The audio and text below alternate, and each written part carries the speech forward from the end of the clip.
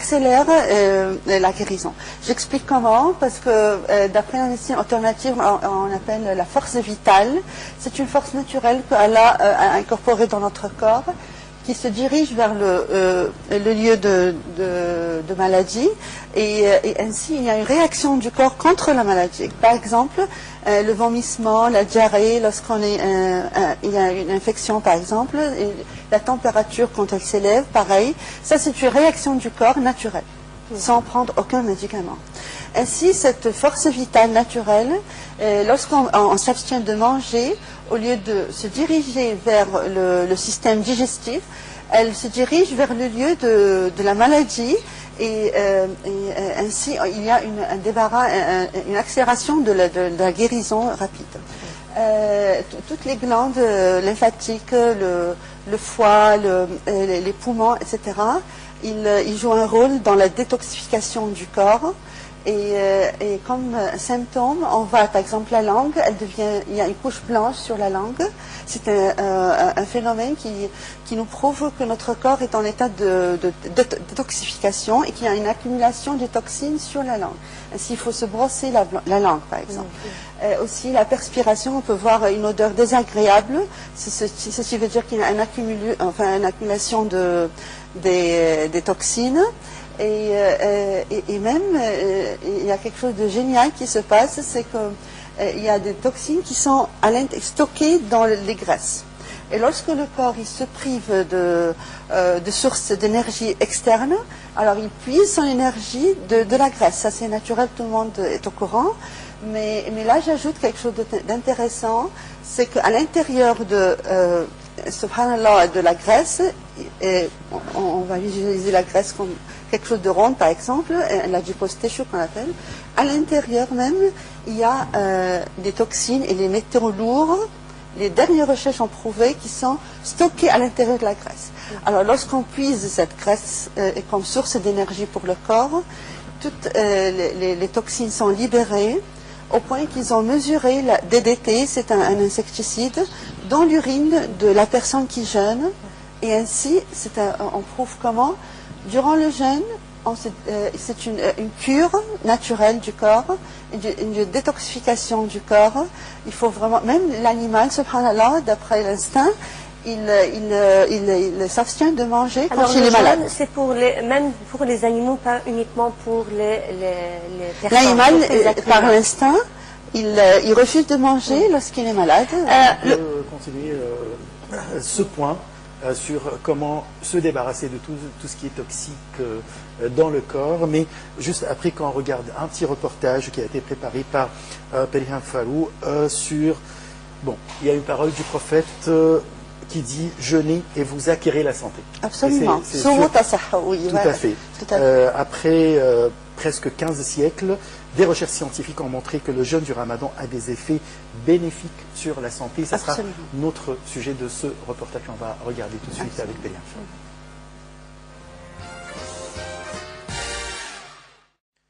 On vient de suivre ce reportage qui parle des intérêts et des biens sur le corps humain dus au jeûne pendant le mois du Ramadan. Docteur Magda Amer, le système immunitaire, ça c'est très important dans le corps. Et ce qu'on sait qu'il faut manger des choses pour, ou bien suivre une nutrition particulière pour vraiment fortifier ce système.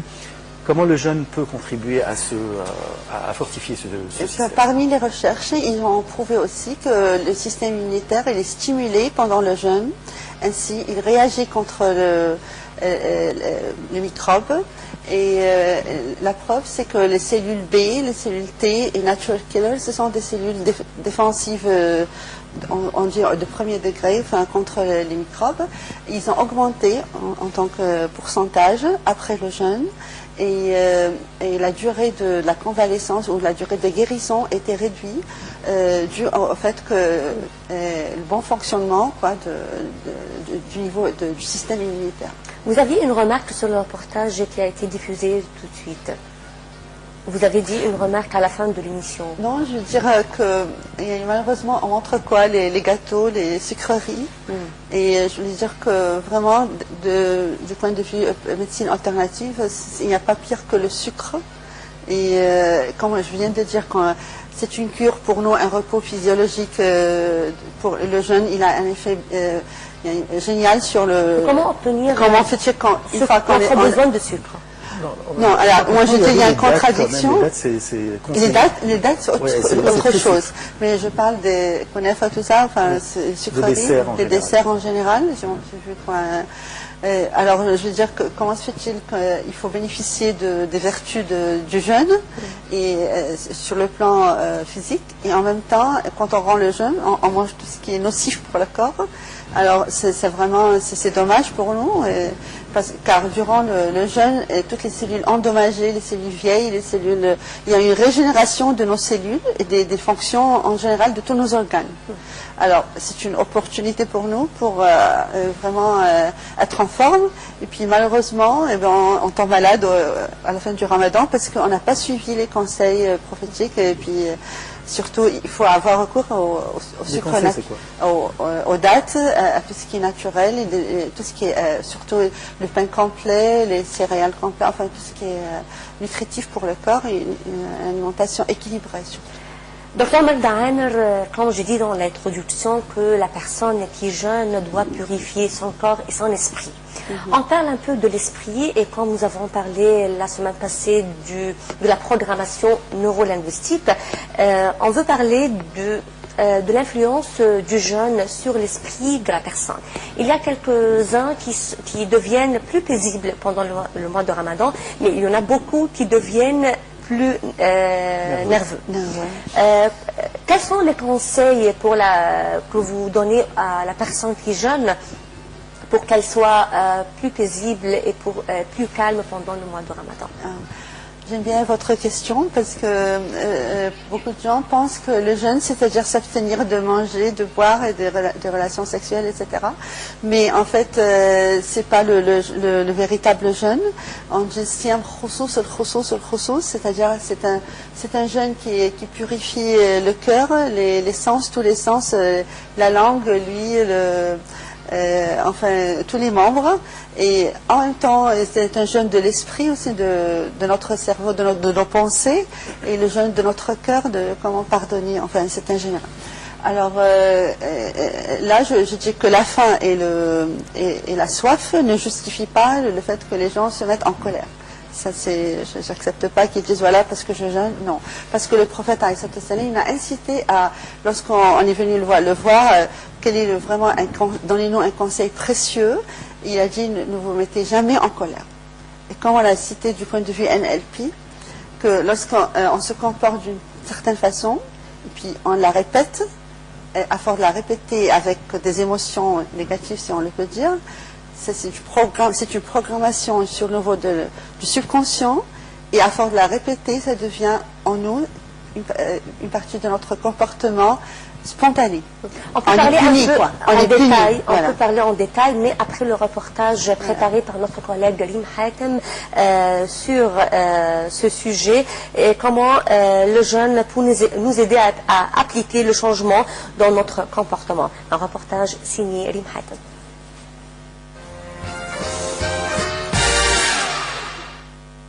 Trois lettres, la programmation neurolinguistique. Le comportement résulte de programmations mentales qui sont stockées dans le système neurovégétatif, et le langage reflète notre façon de penser. Le principe est simple. Cette thérapie propose d'abord de repérer quel système relationnel nous avons adopté, notamment dans les linguistiques. PNL a un large champ d'application. Coaching, développement personnel, éducation, gestion, hypnose, psychothérapie, santé. Dans cette fiche, il sera question surtout de ses applications en matière de santé. La programmation neurolinguistique a été créée dans les années 1970 par les Américains John Grinder et Richard Bandler. En observant des personnes considérées comme des modèles d'excellence dans leur domaine, ils ont identifié les comportements qui permettaient à ces personnes d'atteindre l'excellence. Des outils ont pu ainsi être conçus afin de décrire avec précision ces types de comportements.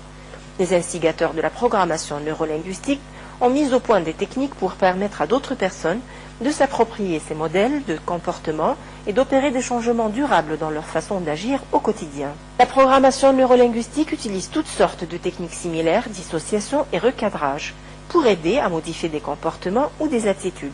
Depuis des années, on l'emploie dans l'optimisation des performances, que ce soit en sport, en vente, en gestion ou en relations humaines, en psychothérapie, ainsi que dans le traitement des comportements compulsifs et des phobies. La programmation neurolinguistique se préoccupe avant tout du comment faire pour que ça fonctionne bien, plutôt que du pourquoi ça ne fonctionne pas. L'approche est basée au départ sur la communication avec les autres et avec soi-même.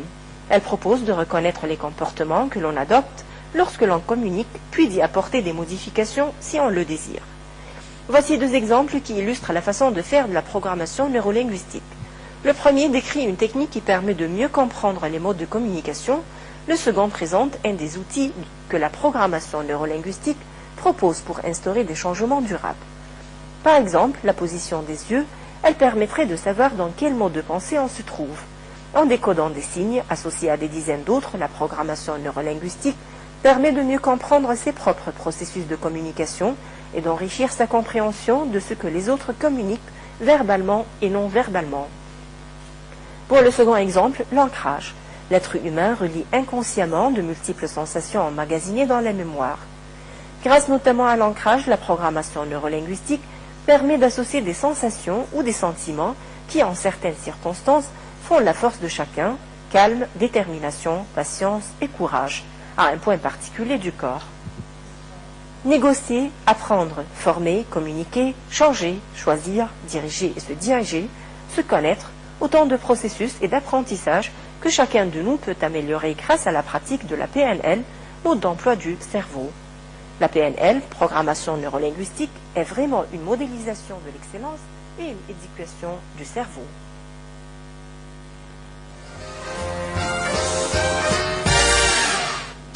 Comment se contrôler durant le mois du Ramadan? Comment être calme?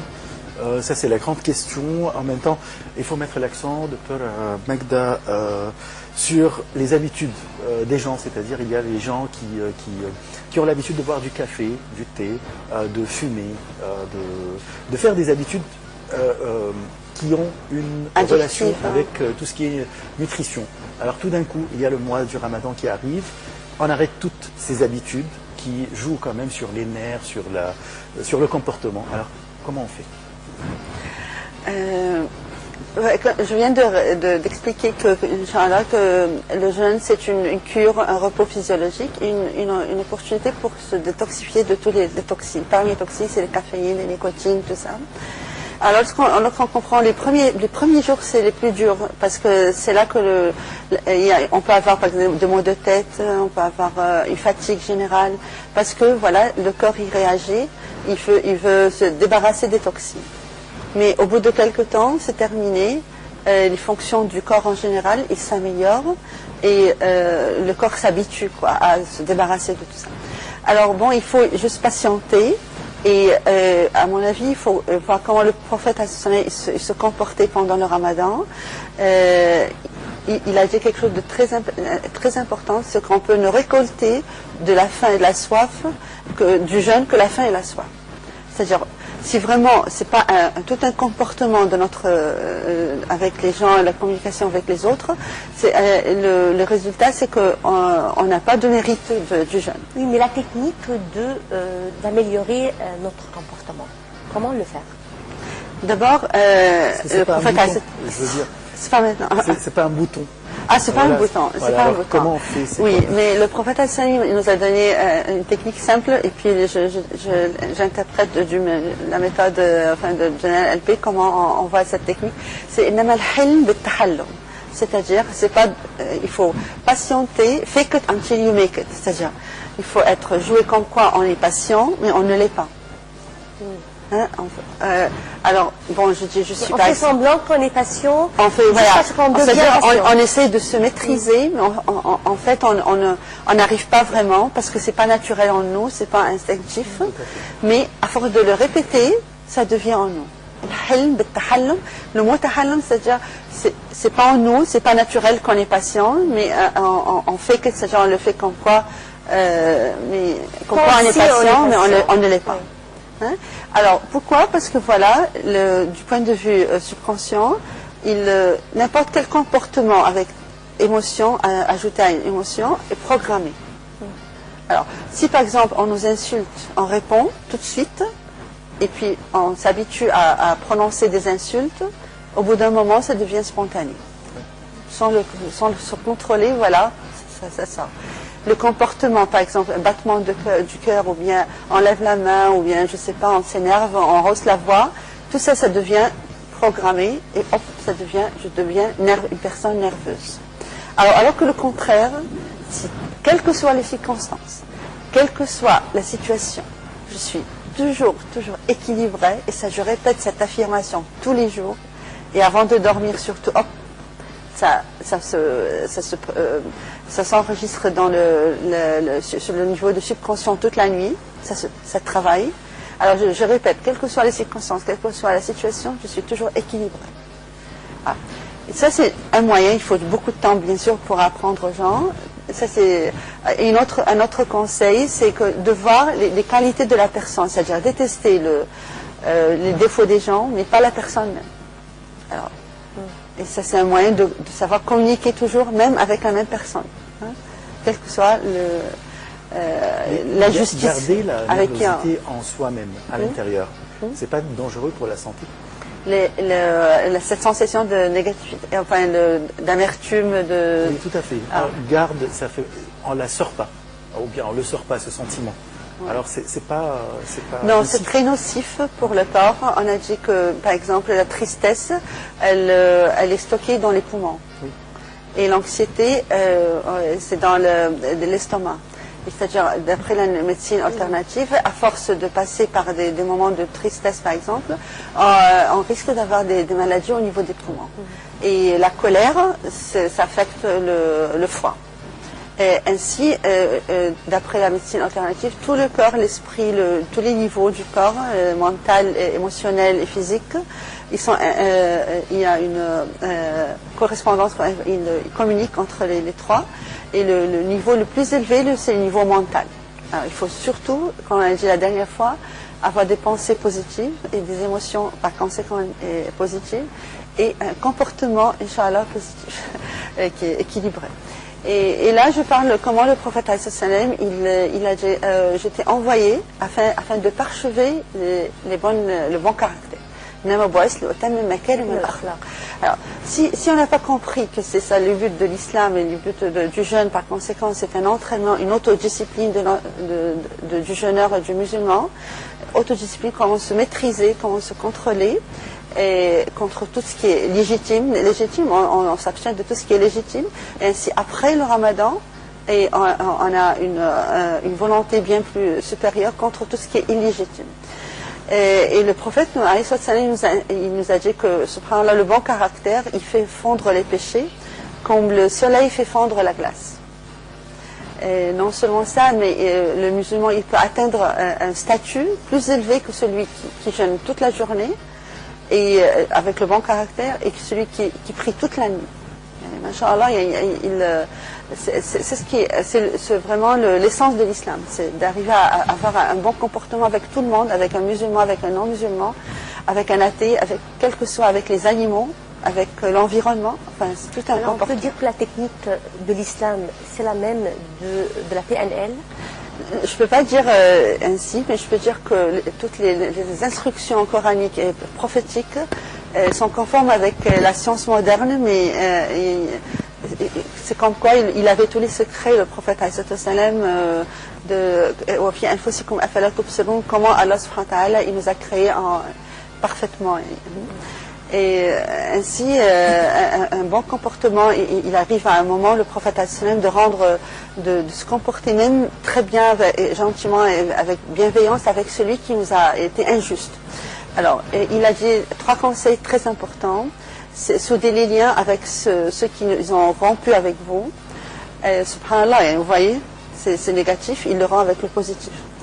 Pardonnez à ceux qui vous ont été injustes et donnez à celui qui vous a privé. ainsi, c'est positif. On voit qu'un comportement positif, quelles que soient les circonstances, subhanallah, d'après la NLP, quelles que soient les situations, quelles que soient les injustices à laquelle on fait face. Avec ces beaux conseils que vous venez de mentionner avec les paroles du prophète Mohamed, Dr Magda Amer, vous êtes spécialiste en neurolinguistique et responsable de la programmation de neurolinguistique. Je vous remercie beaucoup pour tous ces éclaircissements. Merci docteur Magda Amer, merci d'être venu, merci Ashraf pour cette édition de Bonjour l'Égypte. Je remercie mes chers téléspectateurs. Rendez-vous demain avec une autre équipe et une autre édition de Bonjour l'Égypte.